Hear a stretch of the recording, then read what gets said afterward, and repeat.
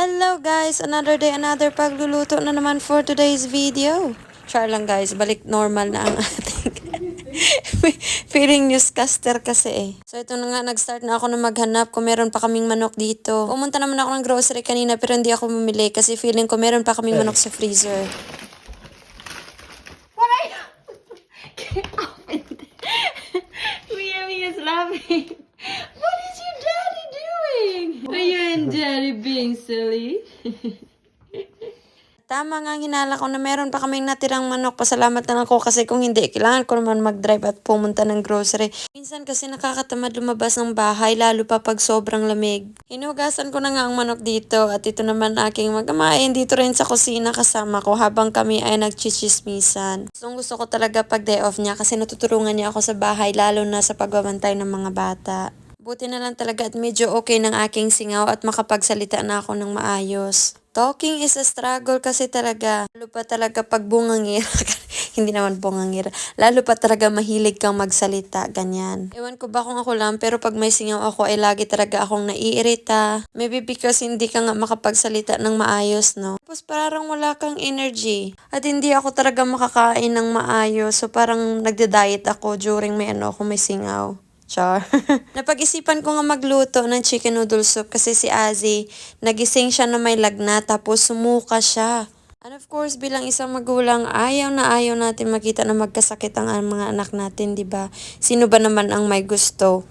Sinimulan ko na ngang balatan at slice itong carrots na dice lang para madali siyang maluto. Pinakarir ko na talaga guys pag nasa kusina ako kasi nagfi-feeling chef ako. Joke lang, pero it's my love language talaga guys na magluto para sa family ko, no? Pag nasa magandang modo ako. Simulan na rin ako na magtadtad ng sibuyas dito para ipanghalo sa ating soup. Dagdag aromatics at saka flavor na rin, no? Meron akong repolyo dito guys, pero ako lang naman nakakain ito kasi yung asawa ko, hindi niya masyadong gusto itong gulay na ito. Ayaw niya daw kasi yung texture, kaya ayun. Pero siguro isang rason na rin na hindi niya siguro masyado kinalakihan itong klaseng gulay, kaya ayun. Natatawa ako sa voice over ko kasi maraming ayun, ganyan. Nagsimula na ngang magbukal. Ano bang bukal sa Tagalog? So, kinukuha ko lang itong scum. Ang tawag nila ay scum.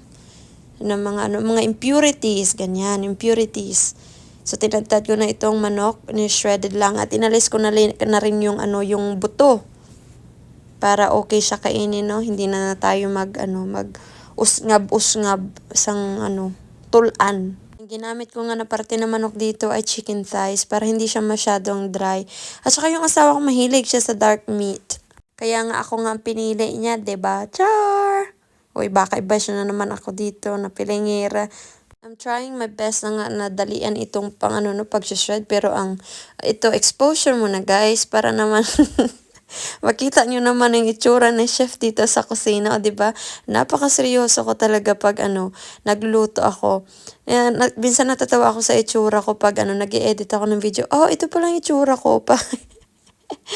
Pag nagluluto, parang walang ka-smile-smile.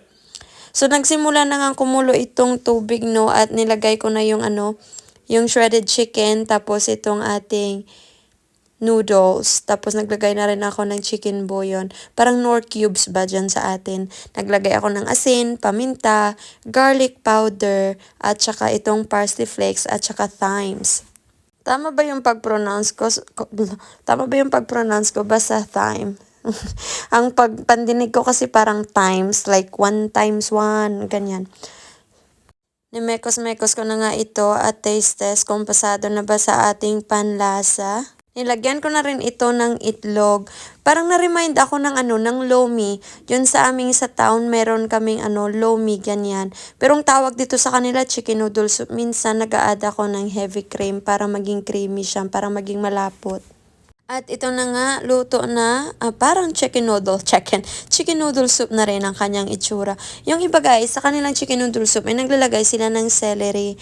Pero ako, dahil nga hindi ko masyadong bet yung celery, kasi yung amoy niya, parang sobrang tapang na siya para sa akin. So, kaya naglagay na ako kung anong mga gulay ang gusto ko. Pero ang sa akin, hindi ko nalagay yung cabbage kasi yung asawa ko nga, 'di ba, hindi niya masyadong bet yung cabbage. So nilagay ko na siya panghuli. At dito kinakain naman yung mga cabbage salad kahit pa hindi luto. Kain tayo guys, and thank you so much for always watching our vlog. See you next time!